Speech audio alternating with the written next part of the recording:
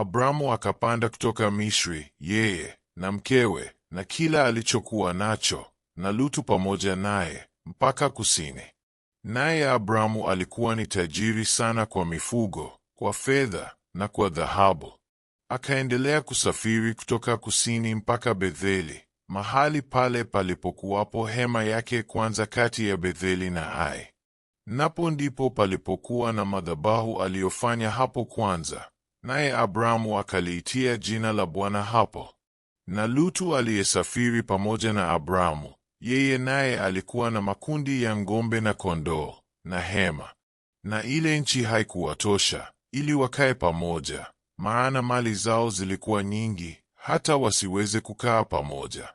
Kukawako ugomvi kati ya wachunga wanyama wa Abramu na wachunga wanyama wa Lutu, na siku zile Wakanaani na Waperizi walikuwa wakikaa katika nchi. Abramu akamwambia Lutu, basi usiwepo ugomvi na kusihi kati ya mimi na wewe, wala kati ya wachungaji wangu na wachungaji wako, maana sisi tu ndugu. Je, nchi hii yote haiko mbele yako? Basi ujitenge nami na kusihi, ukienda upande wa kushoto, nitakwenda upande wa kuume; ukienda upande wa kuume, nitakwenda upande wa kushoto.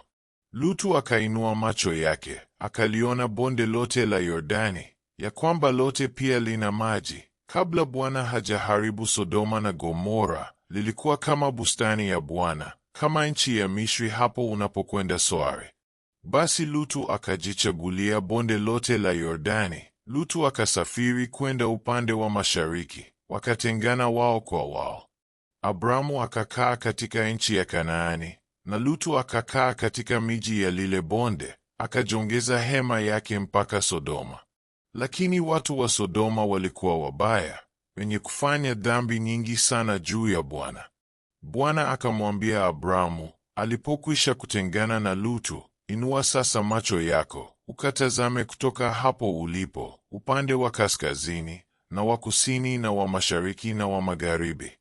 Maana nchi hii yote uionayo nitakupa wewe na uzao wako hata milele, na uzao wako nitaufanya uwe kama mavumbi ya nchi. Hata mtu akiweza kuyahesabu mavumbi ya nchi, uzao wako nao utahesabika. Ondoka, ukatembee katika nchi hii, katika mapana yake na marefu yake, maana nitakupa wewe nchi hiyo. Basi Abramu akajongeza hema yake, akaja akakaa kwenye mialoni ya Mamre, nayo ni miti iliyoko Hebroni, akamjengea Bwana madhabahu huko.